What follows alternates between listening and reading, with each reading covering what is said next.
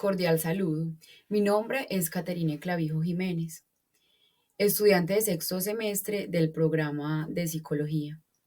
La presente actividad evaluativa correspondiente al eje 2 de la asignatura Inteligencia, Lenguaje y Creatividad fue elaborada a modo grupal con mis compañeros John Ricardo Céspedes Gaviria, Javier Dávila Gil, Catalina Montoya Peña y Jonathan Barón Martínez. Dicha actividad abordará el tema el cerebro humano. Cordial saludo, mi nombre es Jonathan Barón, voy a exponer el lóbulo frontal. El lóbulo frontal indica que es una estructura que representa el sistema de planeación, regulación y control de los procesos psicológicos y permite a diversas opciones de conductas y estrategias, por lo que su alteración podría ocasionar afecciones en la regulación de emociones y conducta social, hasta cambios en el pensamiento abstracto y la metacognición. El lóbulo frontal, de igual manera, se divide en diversas áreas, la cual consta de la corteza frontal dorsolateral, la cual es la región más grande y consta de la corteza motora, la premotora, la dorsolateral y la anterior. La corteza motora y premotora participan en el movimiento de los músculos estriados, además de la planeación y la ejecución de los movimientos de una manera secuencial y también se encarga de las acciones complejas. La corteza prefrontal dorsolateral se encarga de las regiones de asociación supramodal o cognitivo. La corteza árbitro-frontal se encarga del sistema límbico, el cual procesa y regula las emociones y los estados afectivos, así como el control de la conducta. La corteza frontomedial participa en los procesos de inhibición, la detección y la solución de los conflictos, la regulación y el esfuerzo atencional. De igual manera, el lóbulo frontal consta de diversas funciones ejecutivas, las cuales se encuentran la planeación, el control conductual, la flexibilidad mental, la memoria de trabajo, la fluidez, la metacognición, la mentalización, la conducta social y, por consiguiente, la cognición social. Entonces, cuando hablamos acerca del cerebro y la conformación de su estructura, hay una parte considerablemente importante a destacar, que es el lóbulo temporal. La misma evoca funciones o actividades relacionadas con las partes visuales, auditivas, olfatorias, estructuras lingüísticas y también de la memoria. El lóbulo temporal representa o constituye un 17% del área cortical y el mismo está ubicado en la fosa temporal en la base del cráneo. Cuando hablamos de la estructura o la conformación de las partes que integran el lóbulo temporal, cabe señalar dos partes importantes. La primera de ellas sería la amígdala. Esta parte es valiosa porque se encarga de procesar y almacenar información relacionadas con dar reacciones o respuestas emocionales bajo contextos determinados. Principalmente ahí tendríamos que hablar en lo que se refiere a dar respuestas conductuales adecuadas a emociones como el miedo o el pánico. Esto es importante porque la amígdala agrupa estructuras que permiten dar una respuesta comportamental adecuada ante las situaciones que acabo de mencionar. Otra parte que es importante señalar y mencionar es el hipocampo en la conformación del lóbulo temporal. Esta parte es muy relevante en funciones relacionadas con la memoria, específicamente la memoria declarativa, que es la que nos permite convocar recuerdos y eventos de forma consciente o explícita. También adicionalmente cabe la pena señalar y mencionar que el hipocampo permite compilar información del ambiente creando mapas de entorno, lo que nos permite seguir un correcto patrón de guía o orientación en el espacio que nos rodea. Y ya por último, las partes mencionadas a continuación son aquellas que forman la formación hipocampal, que son el giro dentado, asta de Amón y subiculum, y parasubiculum, corteza entorrinal y corteza peririnal.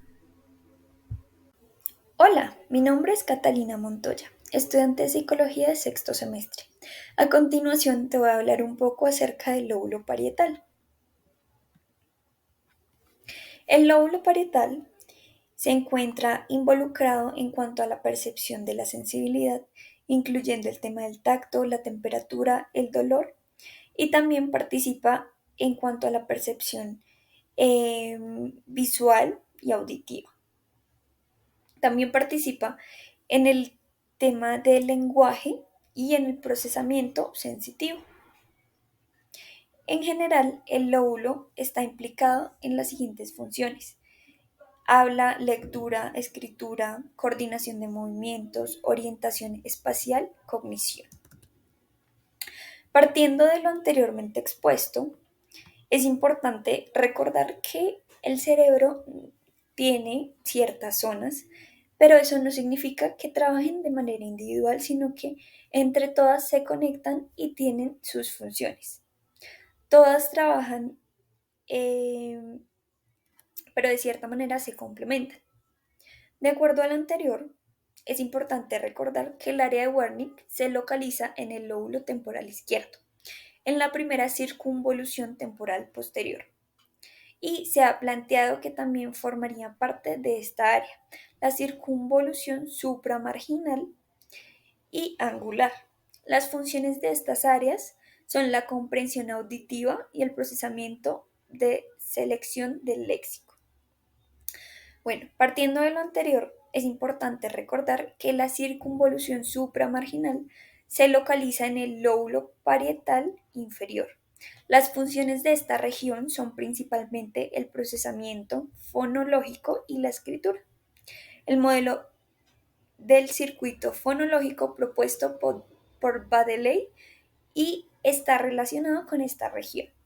La circunvolución angular se localiza en el lóbulo parietal izquierdo.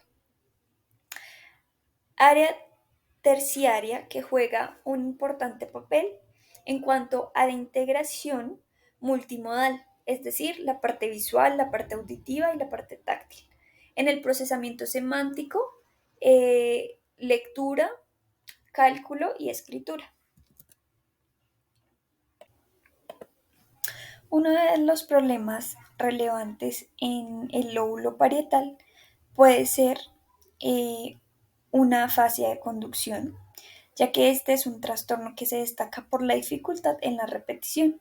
El discurso oral es fluente, se caracteriza por parafasias fonémicas, pero la comprensión está pues relativamente conservada.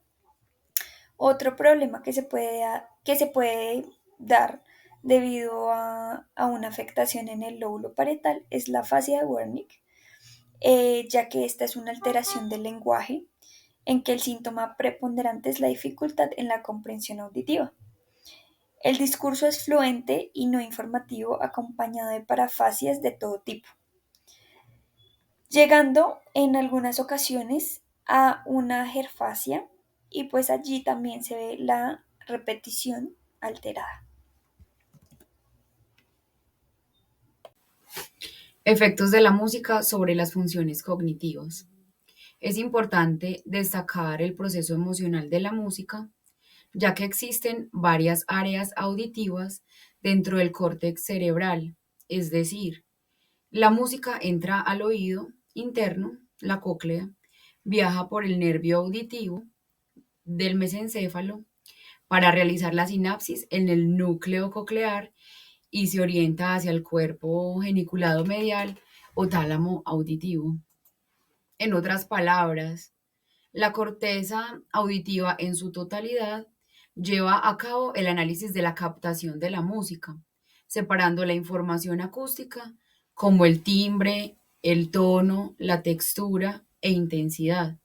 Por lo tanto, una canción evoca recuerdos, lo que activa la memoria asociativa. Tras estudios se identificó que el cuerpo calloso es significativamente mayor en los músicos, en especial en aquellos que iniciaron sus estudios musicales en edades tempranas, antes de los 7 años. con un cerebro en vías de desarrollo, lo que permite una mayor velocidad entre los dos hemisferios. Dentro del análisis de dicha investigación, fueron sometidos algunos participantes a pruebas de habilidades cognitivas, que se repitieron una vez terminado el periodo de escucha. Allí se encontró que el grupo correspondiente a la sonata de Mozart obtuvo el mejor resultado en las pruebas de habilidades visoespaciales. Los investigadores tomaron la puntuación más alta de estas habilidades y la sumaron a la calificación en las pruebas generales de habilidades cognitivas, con lo que se obtuvo un incremento en la puntuación del coeficiente intelectual en aproximación de 8 puntos. En la búsqueda de información y artículos para analizar daños cerebrales, encontramos uno que son las aproximaciones a los relatos biológicos de la agresividad y la violencia humana, que es un artículo del año 2007. Este principalmente se centra en la conducta agresiva y violenta como fenómenos que guardan estrecha interacción y regulan en diversas estructuras del sistema nervioso. Entre las principales está la amígdala cerebral y el lóbulo frontal. Aunque hay una infinidad de teorías que explican el inicio de estos fenómenos, se pueden destacar las que aportan actualmente las neurociencias, que integran elementos sociales, biológicos y genéticos para el funcionamiento y el desempeño, que es lo más importante. En estos complementos se puede demostrar el papel que juegan las interacciones cerebrales, esas estructuras o las funciones en el cerebro, con cambios y la aparición de patrones de agresividad y violencia. El documento pues ilustró varios casos y analizó y revisó varias literaturas internacionales de pacientes que tenían lesiones cerebrales que habían adquirido en la adultez o en la infancia. Y en una vista más profunda, y en un análisis del artículo, encontramos definiciones como la agresividad humana, la violencia, modelos biológicos, modelos neurocognitivos, donde se destacan pues algunas áreas como la corteza prefrontal y la amígdala cerebral, las evidencias de las neuroimágenes, las evidencias de lesiones cerebrales, y ese tipo de cosas podemos analizar en el documento, pero como cierre, pues podemos darnos cuenta que la inteligencia del lenguaje y la creatividad están directamente relacionadas con esa agresividad y violencia, ya que en esas áreas nos dimos cuenta que están involucradas partes tan importantes como las áreas frontales y temporales, que ahí es donde están la toma de decisiones y las regulaciones de las emociones, y también se afecta porque al afectarse en este tipo de áreas podría provocar impulsividad y falta de control en el comportamiento agresivo. El lenguaje y la creatividad también están muy vinculadas con este tipo de daños, a la gente verse afectada en el modo de pensar, en el modo de interactuar socialmente, y eso se refleja en el lenguaje y en los procesos cognitivos emocionales. Pues entra a jugar una pequeña parte y una pequeña estructura que es la amígdala. Esta parte es muy importante pues para la respuesta emocional, el miedo. Estas alteraciones en la amígdala resultan en una respuesta emocional exagerada que incluyen la agresión y pues cosas asociadas.